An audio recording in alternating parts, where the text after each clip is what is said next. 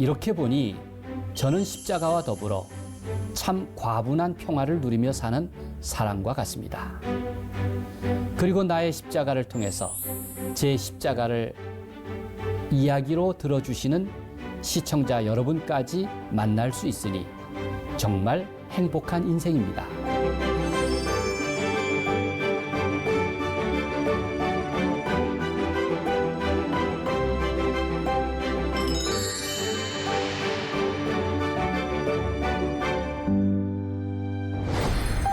안녕하세요. 십자가 목사 송병구입니다. 어느덧 나의 십자가도 마지막 순서에 다가가는군요. 제가 지난 30년 동안 십자가를 수집하고 또 공부하면서 십자가를 사랑하는 많은 친구들을 만났습니다. 십자가를 직접 만드는 사람들도 있고 또 십자가 문화를 나누려는 사람들도 있고 그 모든 십자가에 대한 지대한 관심사를 가진 분들과 동역하는 일은 큰 즐거움입니다. 이를테면 김향렬 권사님, 또 김명원 권사님, 이혜은, 권산, 이정섭 작가 등이 오래도록 저와 함께 했습니다. 이분들은 모두 저를 찾아왔습니다. 또 제가 찾아가기도 했습니다. 김향렬 권사님의 자연 친화적인 십자가들 대단하죠? 특별히 제가 이러저러한 주제들의 십자가를 만들 때마다 주문하기도 했습니다. 그래서 제 십자가 전시장에는 김향렬 작가의 작품들이 여러 점 전시되어 있습니다. 특히 십자가 전시회를 할 때 전시가 가능하도록 액자를 만들고 전시장을 꾸미는 큐레이터 역할은 대단히 소중합니다. 저하고 2009년 이화여자대학교 전시회부터 손발 역할을 하는 이정섭 화백은 둘도 없는 동지라고 볼 수 있습니다. 게다가 온 세상 방방곡곡 너르고 고른 수집을 위해서 저와 같은 심정이 되어 십자가를 찾아 발품을 팔아준 친구들은 헤아리기 어려울 만큼 많습니다. 우리나라에서 십자가 찾기가 쉽지 않기 때문에 더욱 그렇습니다. 그 가운데 독일 복흥교회 서재기 장로님, 또 김광호 집사님, 윤진 권사님, 깊은 감사를 드립니다. 그런 십자가의 은혜로 저는 지금 십자가 기획자라는 또 다른 인생을 살아가게 되었습니다. 오늘은 지난 시간에 이어서 창작 십자가를 만드는 사람들에 대해서 더 이야기를 나눌까 합니다.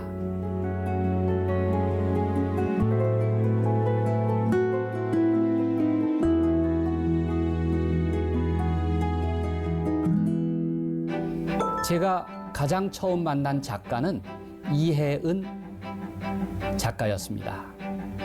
2005년 첫 십자가 전시회 직후 그분에게 조각보 십자가를 주문하면서 관계를 맺었습니다. 이혜은 작가는 궁중 한복을 짓는 전문가로 지금은 한지로 다양한 작품 활동을 합니다. 대학에서는 전통과 현대풍의 장신구에 대해 가르치고 교회력 배너와 같은 성물도 제작합니다. 제가 이 작가와 작업하는 것을 즐기는 이유는 바로 한국적 소재, 한국적 의미가 담겨 있기 때문입니다. 대표적인 부활 십자가는 모시와 삼배를 소재로 한 조각보로서 가장 한국적 십자가답습니다. 실크로 만든 조각보는 화려함으로 눈길을 끌지만 십자가 이미지와는 다소 거리가 멀지 않습니까? 모시와 삼배는 가장 전통적인 자연 섬유이고 그 엉기고 성긴 질감에서 소박함이 느껴지는데요.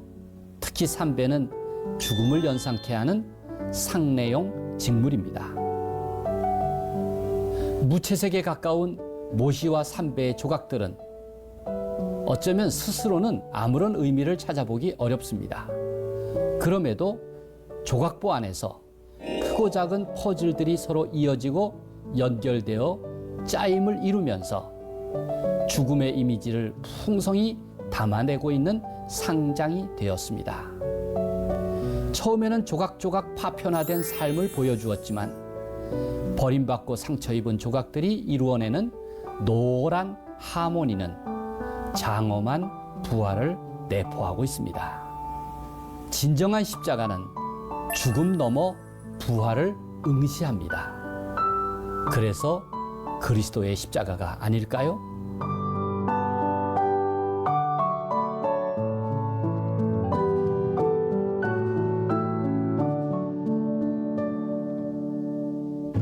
목수 김명원 목장은 40년이나 목수 인생을 살았습니다.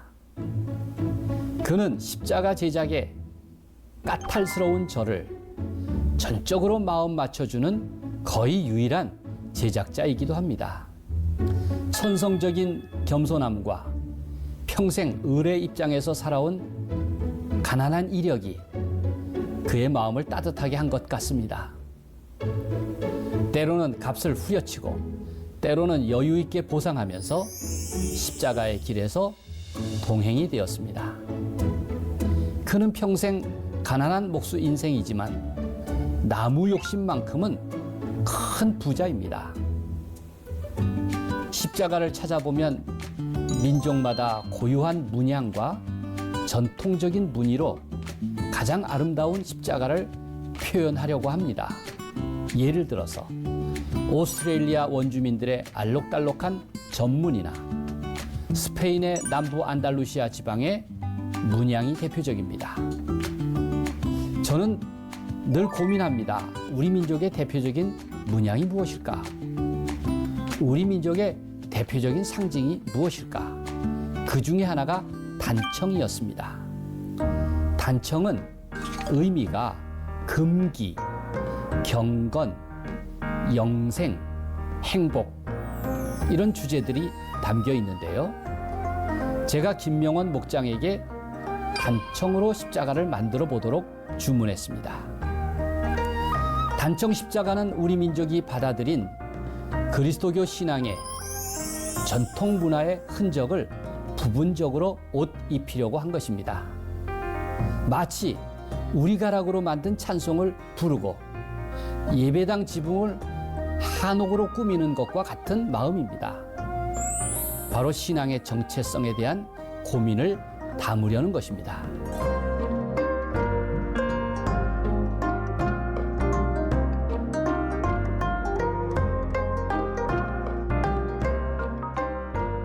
자연목으로 십자가를 만드는 사람들도 많이 있습니다. 최현기 목사는 다릅나무 십자가를 만드는 분입니다. 다릅나무는 겉은 희고 속은 짙은 고동색입니다. 본래는 다른 나무라 불렀는데 나중에 다릅나무라고 이름이 바뀌었다고 합니다. 벌써 12~13년 전 이야기일 것입니다.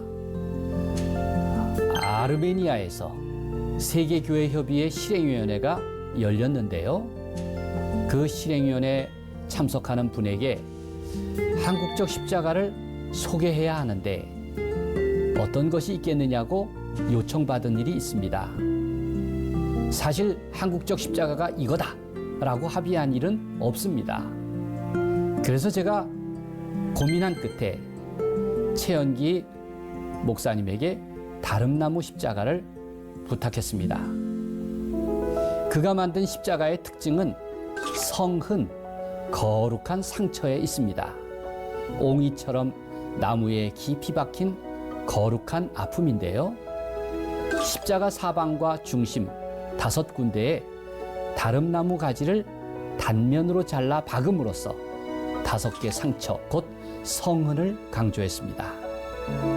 십자가에 못 박힌 예수님의 5곳 상처를 흔히 오상이라고도 부릅니다.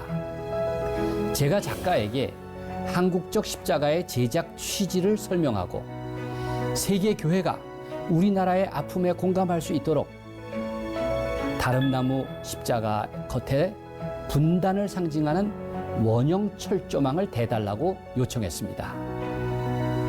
그 원형 철조망은 아주 녹슨 것이 제격이었는데요. 강원도 고성군에 위치한 DMZ 근처에서 찾아냈습니다. 가시관을 상징하기도 하는 철조망은 다름나무 십자가 중심에 둥글게 구부려 붙였습니다. 다름나무는 우리나라의 등뼈와 같은 태백산맥에서 구한 나무이고 둥근 가시철조망 아우라는 세계 교회가 공유해온 겔트 영성에서 빌려온 것입니다. 절묘하게 남북의 분단 아픔을 상징하고자 했습니다.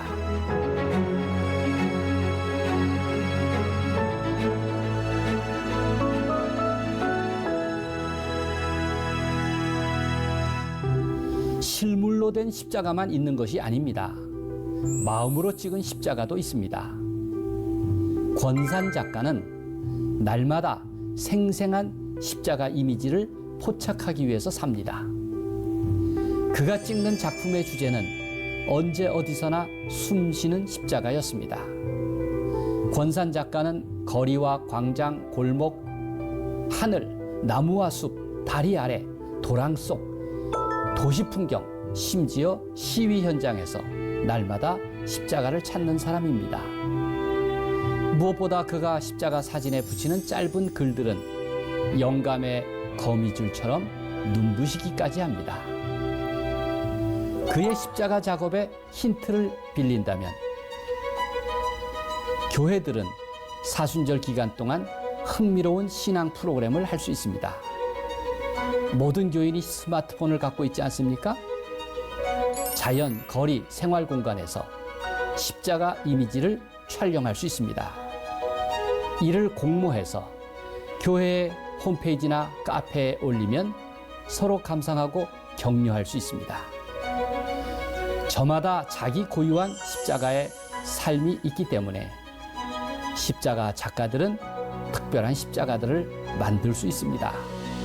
또 마음으로 새기다 보면 그 십자가가 나를 살리기도 합니다. 해마다 되풀이하는 일이지만 저는 십자가 전시회를 열고 있습니다. 365일 상설 전시장이 두 곳 있습니다. 고촌감리교회 크로스 갤러리, 또 도림 장로교회 예빛 갤러리, 그리고 지금은 제3 전시장을 준비 중입니다. 여러 차례씩 진행되는 순회 전시는 십자가, 하나님의 너름품이란 주제로 열고 있습니다. 신축한 교회의 아랫목 같은 공간을 전시실로 내주신 고촌교회 박정훈 목사님과 도림교회 정명철 목사님 덕분에 제10자가 전시는 한층 품격을 갖추게 되었습니다. 이렇게 보니 저는 십자가와 더불어 참 과분한 평화를 누리며 사는 사람과 같습니다. 그리고 나의 십자가를 통해서 제 십자가를 이야기로 들어주시는 시청자 여러분까지 만날 수 있으니 정말 행복한 인생입니다. 제가 느끼는 이 과분한 평화와 행복이, 십자가 사랑이 여러분에게도 늘 전달될 수 있기를 바랍니다. 고맙습니다.